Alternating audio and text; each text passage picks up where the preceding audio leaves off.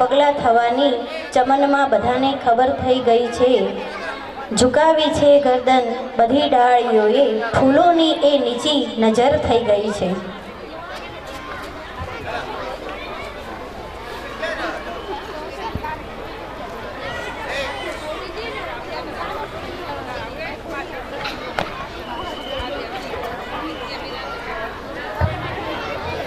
વાલી માતા પિતા પોતાનું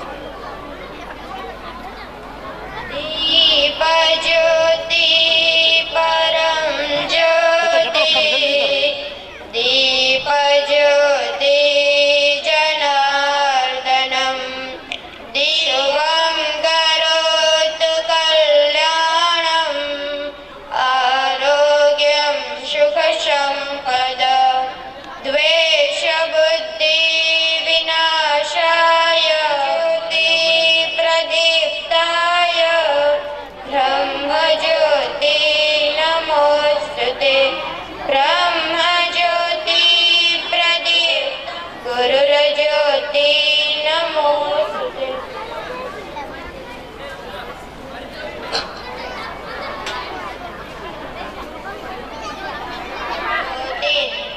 या कुंदे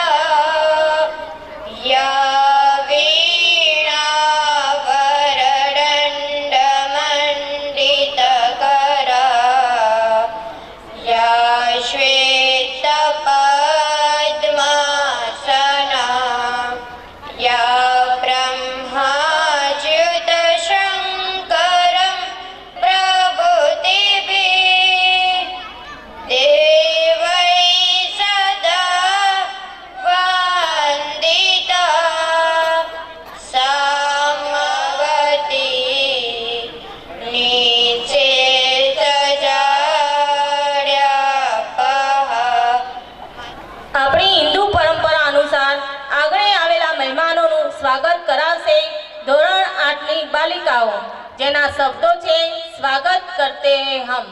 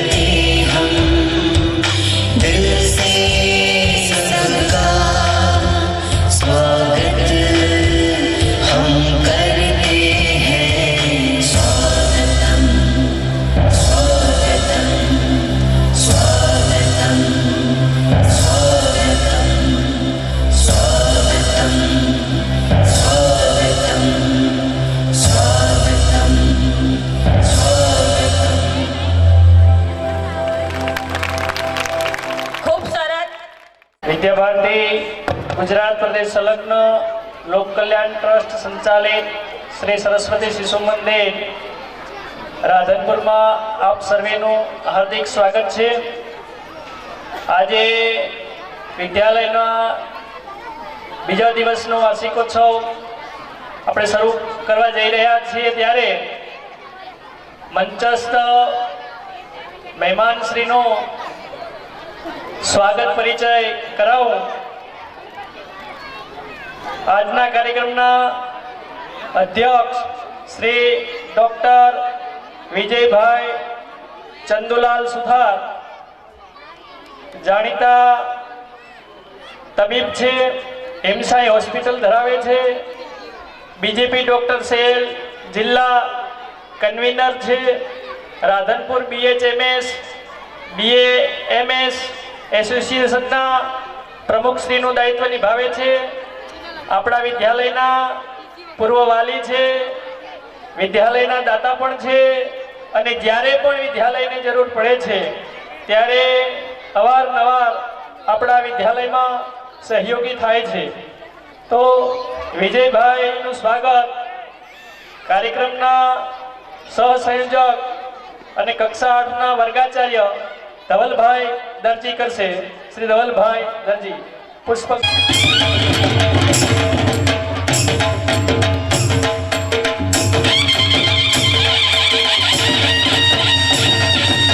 કુમાર ઠાકરસિંહભાઈ ઠક્કર નિવાસ રાધનપુર સામાજિક કાર્યકર અને અગ્રણી વેપારી છે. તેઓનું સ્વાગત કક્ષા 6ના વર્ગાચાર્ય જયરામભાઈ ઠાકોર કરશે. શ્રી જયરામભાઈ ઠાકોર.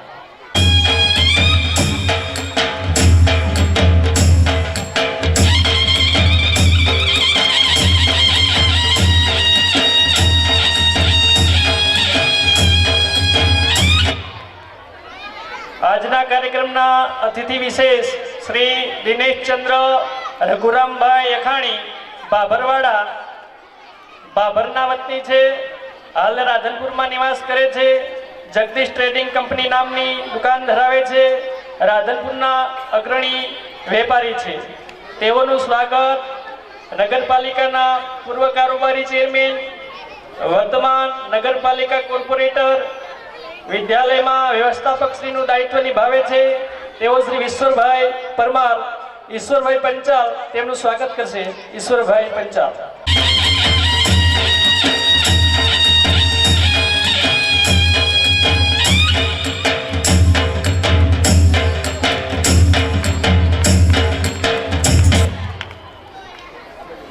આજના કાર્યક્રમના અતિથિ વિશેષ શ્રી વિનોદભાઈ દલસુખરામ ગોકલાણી સામાજિક કાર્યકર અને જાણીતા બિલ્ડર છે, વિદ્યાલયના ટ્રસ્ટીશ્રીનું દાયિત્વ નિભાવે છે.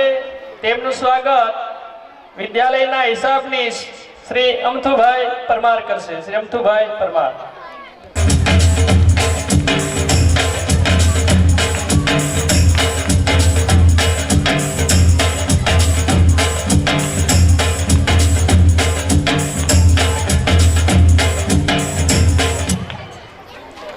શ્રી પ્રકાશભાઈ કેશવરામ દક્ષિણી નિવાસ રાધનપુર ટ્રસ્ટના પ્રમુખશ્રીનું દાયિત્વ નિભાવે છે, રામ સેવા સમિતિના પ્રમુખશ્રીનું દાયિત્વ નિભાવે છે, પૂર્વ નગરપાલિકા પ્રમુખશ્રીનું દાયિત્વ નિભાવી ચૂક્યા છે, વર્તમાન નગરપાલિકાના કોર્પોરેટર છે. તેઓનું સ્વાગત કક્ષા 3ના વર્ગાચાર્ય મિત્તલબેન પટેલ કરશે. મિત્તલબેન પટેલ.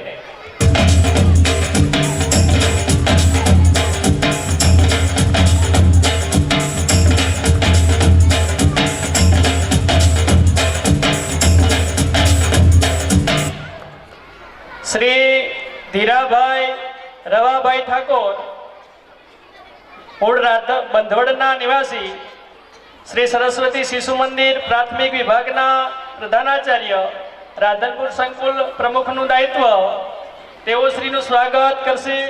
કક્ષા 5ના વર્ગાચાર્ય ઉર્વશીબેન પ્રજાપતિ. ઉર્વશીબેન પ્રજાપતિ.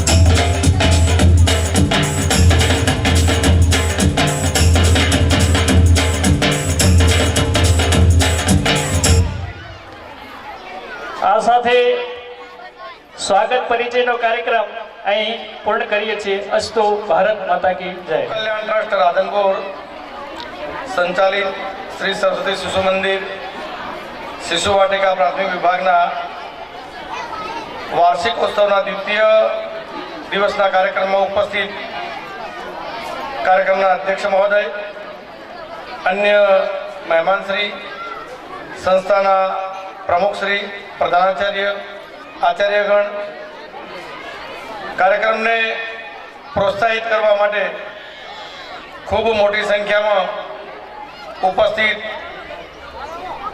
વાલી માતાઓ, બહેનો, ભાઈઓ, અન્ય આમંત્રિત મહેમાનો અને ભૂલકાઓ, 1951ની અંદર ઉત્તર પ્રદેશના ગોરખપુર શહેરની બાજુમાં એક નાના મકાનની અંદર સરસ્વતી શિશુ મંદિરના નામથી પ્રારંભ થયેલી એક નાની શાળા થી શરૂઆત કરીને 1951 આજે જેટલા વર્ષ થયા એ આપણે ધ્યાનમાં છે. આજે આખા ભારતમાં નહીં, વિશ્વની અંદર કોઈ પણ સરકારની કોઈ પણ પ્રકારની ગ્રાન્ટ લીધા વગર માત્ર સમાજ આધારિત શિક્ષણ સંસ્થા ચાલતી હોય એવી એકમાત્ર સંસ્થા છે વિદ્યા ભારતી. રાષ્ટ્રીય સ્તરે અખિલ ભારતીય શિક્ષા સંસ્થાન નામ છે એનું.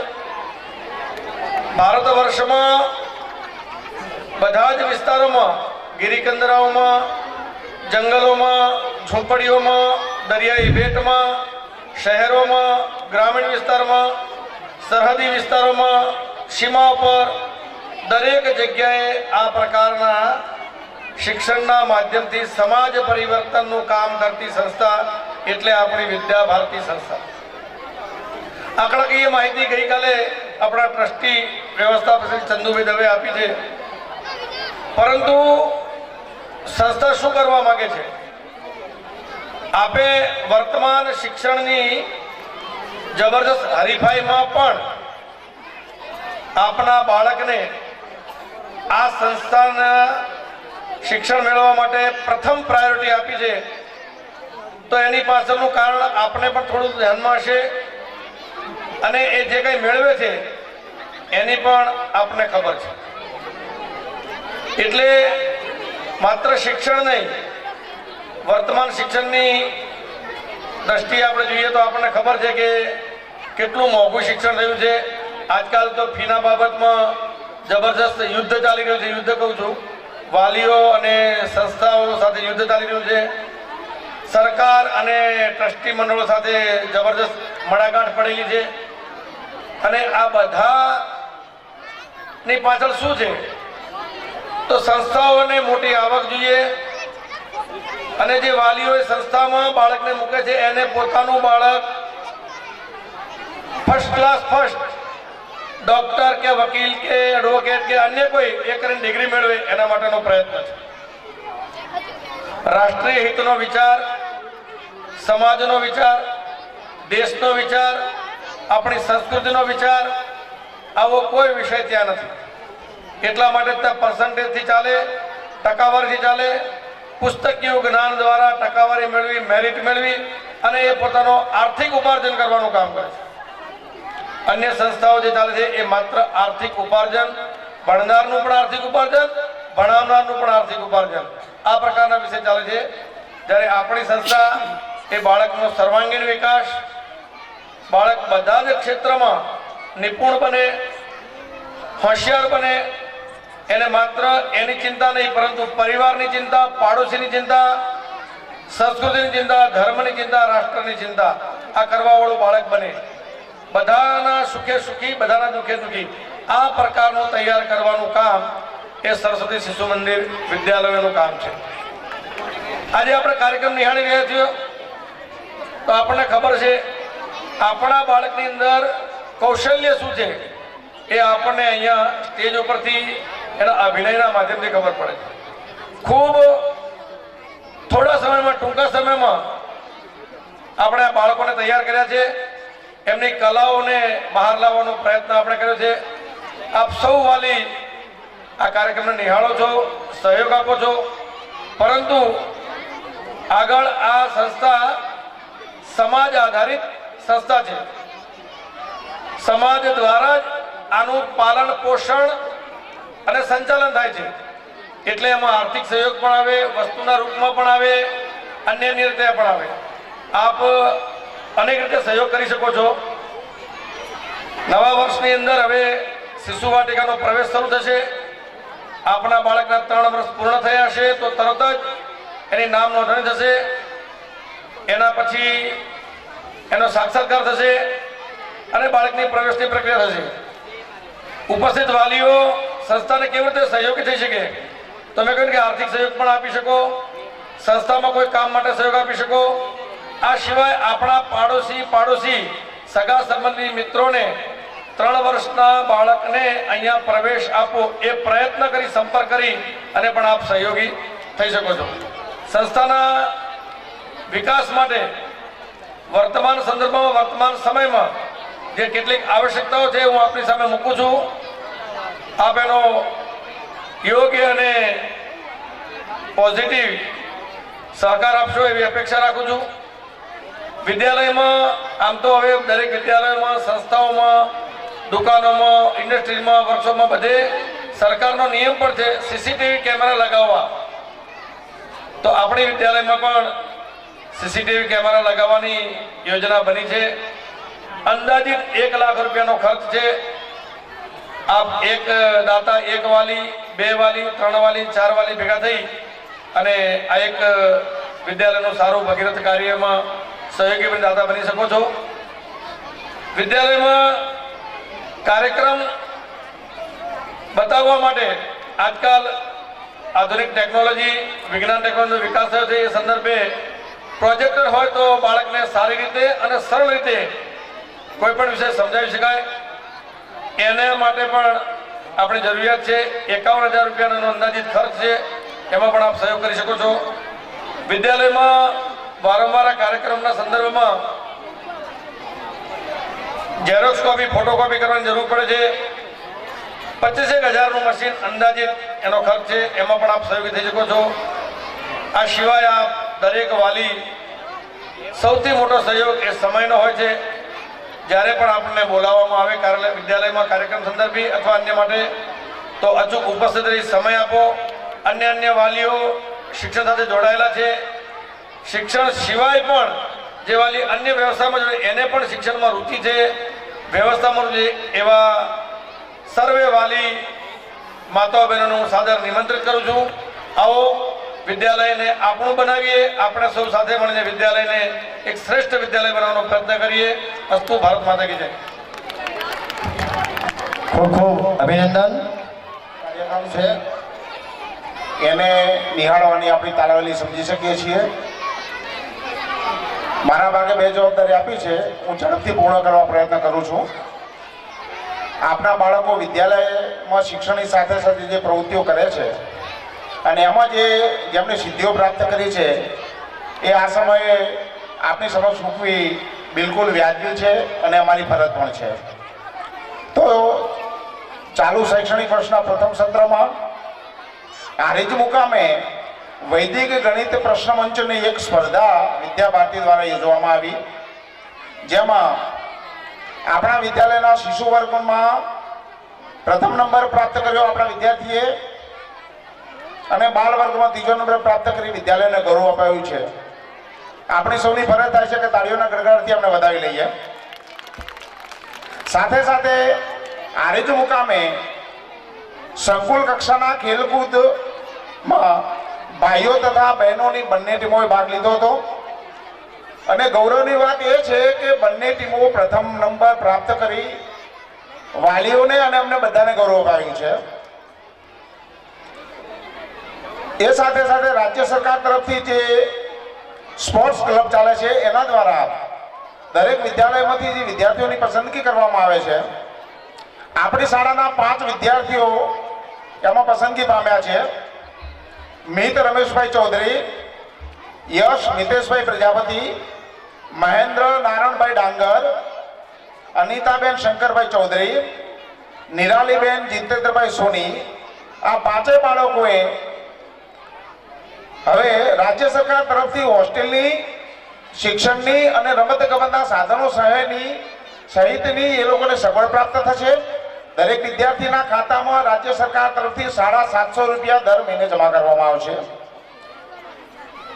વિશેષમાં શિશુ વિભાગમાં નિબંધ લેખન સ્તરે વિભાગ સ્તરે આપણા વિદ્યાલયના પૂર્ણેશભાઈ શૈલેષભાઈ પ્રજાપતિ વિભાગ સ્તરે પ્રથમ નંબર અને રાજ્ય સ્તરે ત્રીજો નંબર પ્રાપ્ત થયા છે. મિત્રો, આ સૌ સફળતા પ્રાપ્ત કરનાર વિદ્યાર્થીઓને આપણે તાળીઓના ગડગડાટથી વધાવી લઈએ, એમાં કંઈ કમી નહીં રાખીએ. આ આપણી સિદ્ધિઓ હતી. હવે દ્વિતીય દિવસના આ કાર્યક્રમમાં આપણા આમંત્રણને માન આપીને વધારે મહેમાનશ્રીઓ વિશાળ સંખ્યામાં પ્રથમ અને બીજા દિવસે હાજર રહેલ વાલી માતા પિતા, શંકર મંડપ સર્વિસ, ધવલ સાઉન્ડ, જેના આધારે આપણો કાર્યક્રમ એકદમ સંગીતમય બન્યો છે. પાણીની મફત સેવા પૂરી પાડનાર જયંબે બેવરેજીસ, પ્રથમ દિવસે અમારા બાળકોને પ્રોત્સાહિત કરનાર તમામ દાતાશ્રીઓ તેમજ કાર્યક્રમમાં સહભાગી થનાર નામી અનામી સર્વજનોનો હું વિદ્યાલય પરિવાર તરફથી ખૂબ ખૂબ આભાર માનું છું. અસ્તુ. ભારત માતા કી જય. કક્ષા 4 થી 8 નો કાર્યક્રમ, સાંસ્કૃતિક કાર્યક્રમ બાળકોનો હવે ટૂંક સમયમાં શરૂ થવા જઈ રહ્યો છે. આપણે ખૂબ શાંતિ જાળવીશું અને દરેક વાલી મિત્રોને નમ્ર વિનંતી કે આપણે ક્યાંય આપણી કૃતિ પૂર્ણ થાય એટલે વચ્ચેથી ઊભા ના થઈએ, આપણું સ્થાન જાળવી રાખીએ, ખૂબ શિસ્ત અને શાંતિપૂર્વક આપણા કાર્યક્રમને આપણે નિહાળીએ.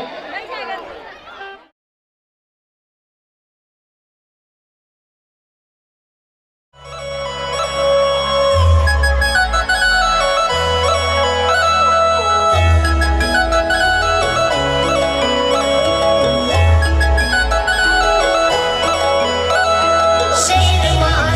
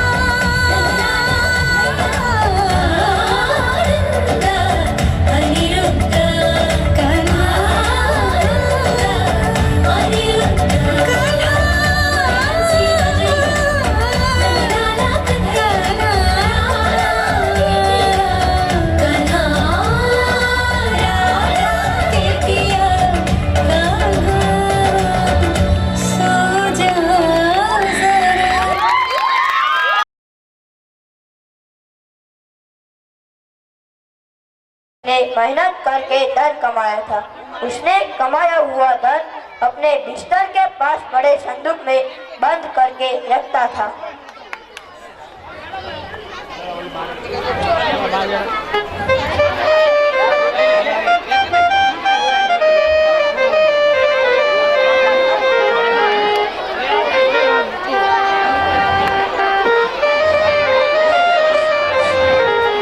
चोर चोरी करने के लिए जा रहा है।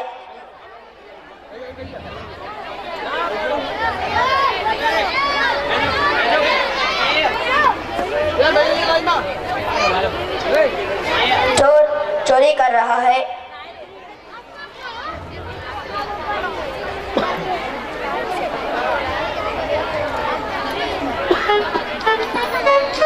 चोर चोरी करके निकल चुका है।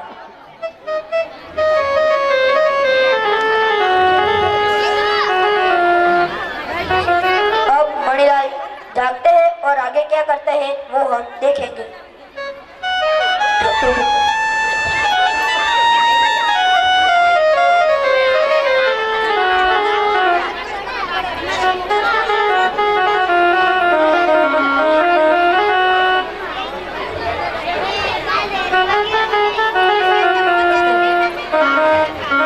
अरे ये क्या, चाबी इधर पड़ी है?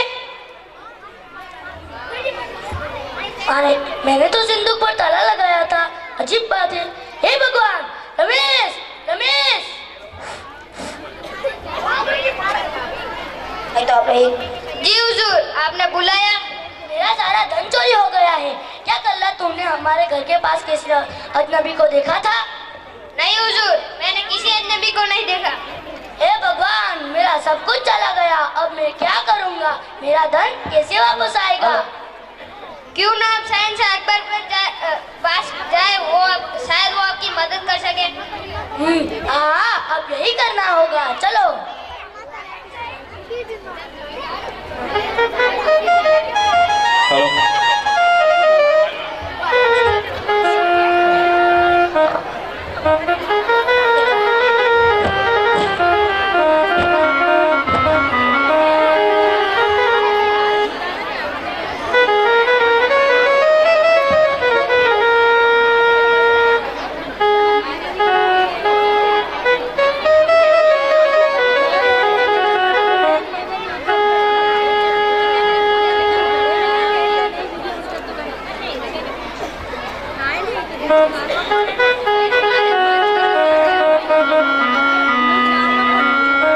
सलाम हुजूर, मैंने कल रात कमाया हुआ धन एक सिंदूक में ताला लगा कर रखा था। जब मैं सुबह जागा तब मैंने देखा कि मेरा सारा धन चोरी हो गया है। मैं उम्मीद करता हूँ कि आप ही कुछ मेरी मदद करें। बड़े दुख की बात है, पर तुम घबराओ मत, हम इस मामले की तह तक जाएंगे। बीरबल, हम चाहते हैं कि तुम इसका हल निकालो। जी हुजूर। मणिलाल, क्या तुम्हें किसी पर शक है तो ये काम कर सकता है? मुझे तो लगता है कि यह किसी घर वाले का ही काम है, क्योंकि कोई घर ये काम इतनी सफाई से नहीं कर पाता। और चोर जानता था कि तुम चाबी कहाँ पर छुपाते हो। हाँ, मेरे सारे नौकर कई सालों से मेरे साथ काम कर रहे हैं और वफादारी और ईमानदारी से रहे। मुझे उनके पर शक करने के लिए और कोई सबूत नहीं है। बीरबल, क्या तुम उस समस्या का निकाल पाओगे, और वह भी बिना किसी गवाह और सबूत के? जी हुजूर, पर उससे पहले मुझे आधे घंटे के लिए कहीं बाहर जाना होगा। इजाजत है। इस दौरान मणिलाल, मैं चाहता हूँ कि तुम अपने सारे नौकरों को दरबार में पेश करो। जो हुकुम राजा बीरबल।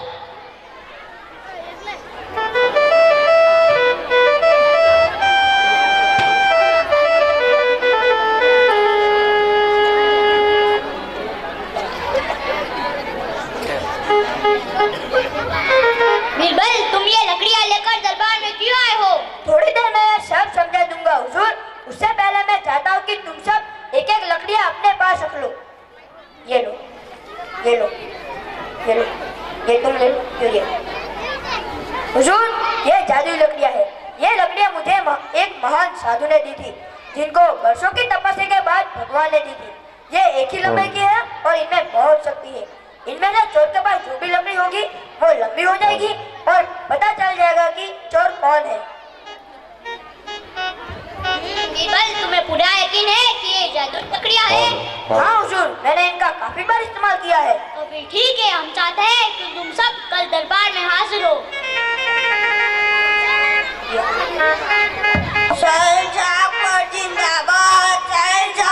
जिंदाबाद, जिंदाबाद, जिंदाबाद।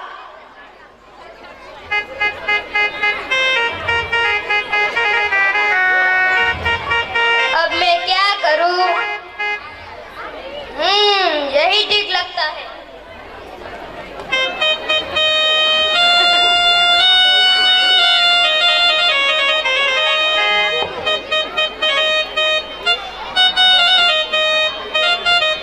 अब तो मैं बच जाऊंगा और फिर कभी नहीं पकड़ाऊंगा।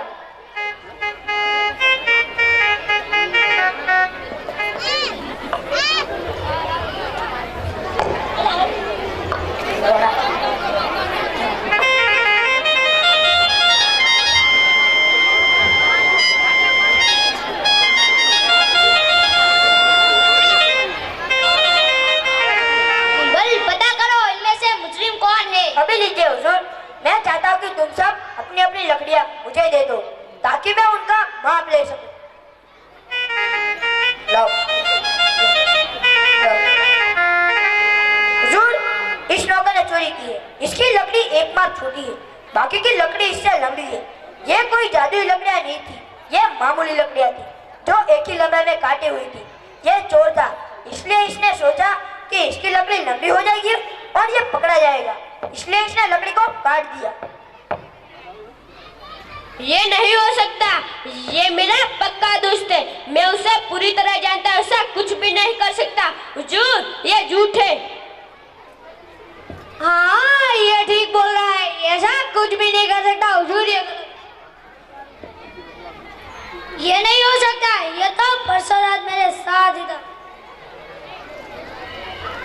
मुझे माफ कर दीजिए हुजूर, मैं कबूल करता हूँ कि मैंने अपने मालिक के घर में से चोरी की है, पर मैं बहुत शर्मिंदा हूँ। और कल बीरबल ने जो लकड़ियों के बारे में बताया तब मैं डर गया था और मैंने सोचा कि मैं इसे एक माप छोटा कर दूंगा तो बच जाऊंगा, पर मैं बहुत शर्मिंदा हूँ। मैंने उसमें से एक पैसा भी खर्च नहीं किया है, पूरी रकम लौटा दूँ। रमेश, तूने ऐसा किया तो मैंने सपने में भी नहीं सोचा था। तूने अपने मालिक को धोखा दिया, मैं तुम्हें कभी माफ नहीं करूंगा। हुजूर, ये अपराधी है, इसे कड़ी से कड़ी सजा होनी चाहिए। शुक्रिया हुजूर, आपने मेरे पैसे और धन वापस लौटा दिए, मैं आपका आभारी रहूंगा। शुक्रिया। अरे शुक्रिया मेरा नहीं, बीरबल का अदा करो, क्योंकि उसकी मदद के बिना ये बुद्धि कभी नहीं सुनती। शुक्रिया राजा बीरबल, शुक्रिया। शुक्रिया हुजूर, शुक्रिया जहांपनाह।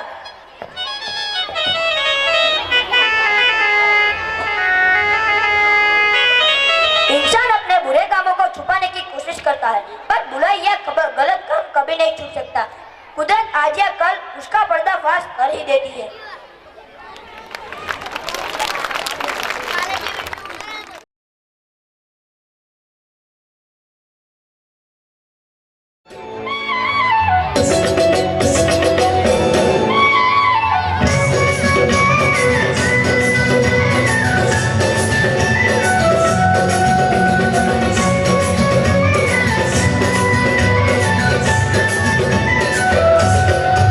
Say hello, Niji.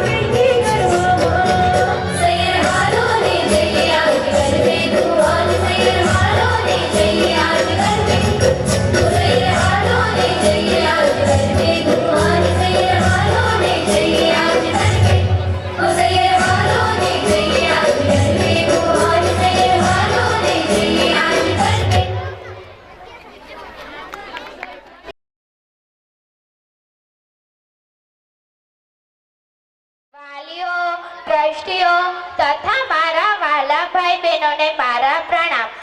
આજે હું તમને એક એવા વ્યક્તિ વિશે કહીશ જેનું આપણા જીવનમાં ખૂબ જ મહત્વ રહેલું છે. શ્રીમદ ભાગવત ગીતામાં સાક્ષાત શ્રી કૃષ્ણ ભગવાન અર્જુનને જ્ઞાન આપી રહ્યા હતા ત્યારે તેમણે કહેલું કે આ જ્ઞાન તને કોઈ બીજા ગુરુ પાસેથી ઉત્તમ રીતે સમજાશે. એ વાત અત્યારે હું એટલા માટે કહી રહી છું કે આપણા જીવનમાં ગુરુનું મહત્વ ઓછું નથી.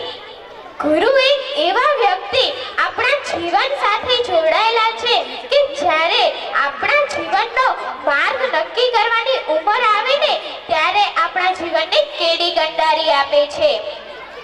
માતા પિતા પછી આપણા આ ધરા ઉપર કોઈ જીવંત ભગવાન હોય તો તે આપણા ગુરુ છે.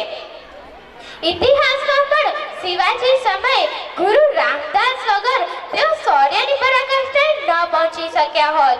નાસી પાસ થયેલા અર્જુનને સાક્ષાત શ્રી કૃષ્ણ ભગવાને ગુરુ પદે બેસીને યુદ્ધ લડવા અને જીત હાસિલ કરવા માટે સમર્થ બનાવ્યો હતો. ચાણક્યના કારણે આપણો દેશ વિદેશીઓના હાથમાં કેટલાય વર્ષ સુધી જતા બચી ગયો હતો. ગુરુ માત્ર પુસ્તકીય જ્ઞાન જ નથી પીરસતા પરંતુ આપણું જીવનલક્ષી માર્ગદર્શન પણ પૂરું પાડે છે. રામકૃષ્ણ જેવા અવતારોને પણ ગુરુ ગ્રહે અભ્યાસ અર્થપૂર્ણ જતા આપણે જોયા જ છે. અત્યારની પરિસ્થિતિ જોવા જઈએ તો શિષ્ય પોતાના ગુરુની વાત માનતા જ નથી અને પોતાના જીવનને બરબાદી તરફ લઈ જતા જોવા મળે છે. શિષ્યોની વાત આવી છે તો આપણે એકલવ્યની વાત તો કરવી જ પડે. એકલવ્ય જેવી અજોડ ગુરુ ભક્તિ આપણને ઇતિહાસમાં ક્યાંય જોવા નથી મળતી. સુદામા વરસતા વરસાદે આખી રાત ઝાડ ઉપર ગુરુની આજ્ઞાને કારણે બેસી રહેલા. સાક્ષાત શ્રી કૃષ્ણ ભગવાન યમપુરીમાંથી ગુરુની આજ્ઞાને કારણે શિષ્યને લેવા ગયેલા. તેથી જ આપણા શાસ્ત્રોમાં શ્લોક છે, ગુરુ બ્રહ્મા ગુરુ વિષ્ણુ ગુરુ દેવો મહેશ્વર ગુરુ સાક્ષાત પરબ્રહ્મ તસ્મૈ શ્રી ગુરુવે નમઃ. ગુરુને ભગવાનથી પણ ઊંચું પદ આપવામાં આવ્યું છે. આગળ કહ્યું એમ હું કહું તો ગુરુ સાક્ષાત ભગવાન જ છે. પોતાના શિષ્યોની સતત પરવા કરનાર ગુરુને આપણું સમગ્ર જીવન અર્પણ હોય છે. પહેલાના યુગમાં તો રાજાના દરબારમાં ગુરુ પૂજ્ય અને પ્રમુખ પદે બેસતા અને રાજા તેમને પૂછ્યા વગર કોઈ જ નિર્ણય ન લેતા. આ પરંપરા નાબૂદ થતા આપણા સમાજને ઘણી બધી તકલીફો વેઠવી પડી છે. આ સંસ્કૃતિના કારણે જ આપણા આ સાંસ્કૃતિક વારસો જાળવી આવ્યો છે. શ્રીમદ ભાગવત ગીતામાં સાક્ષાત શ્રી કૃષ્ણ ભગવાન કહે છે, એવમ પરંપરા યુક્ત પ્રાપ્તિ જ્ઞાન, એવમ પરંપરા યુક્ત પ્રાપ્તિ જ્ઞાન. એટલે કે આ પરંપરાના લીધે જ મેં મારું જ્ઞાન પ્રાપ્ત કર્યું છે. એવું નથી કે ગુરુ માત્ર શાસ્ત્રમાંથી જ સમજાવે છે પરંતુ સમર્થ ગુરુ બોલતા હોય છે તેમાં જ શાસ્ત્ર વહી જતું હોય છે. ગુરુની આજ્ઞાનું પાલન કરવું, ગુરુ અને શિષ્ય વચ્ચેનો સંબંધ, ગુરુનું રાજાના દરબારમાં સન્માન, ગુરુનો આદર ભાવ, આ બધું આપણને હિન્દુ ધર્મ સંસ્કૃતિની આપણને દેન છે. આપણે સાંસ્કૃતિક વારસો જાળવીને ભારતને ફરીથી વિશ્વના નકશા ઉપર લઈ જવું હોય તો આપણે ગુરુનું મહત્વ સમજવું જ પડશે. અને અહીં ઉપસ્થિત દરેક બાળકોને મારી વિનંતી કે પોતાના જીવનમાં કદી ગુરુનું મહત્વ ઓછું ના સમજતા. અસ્તુ.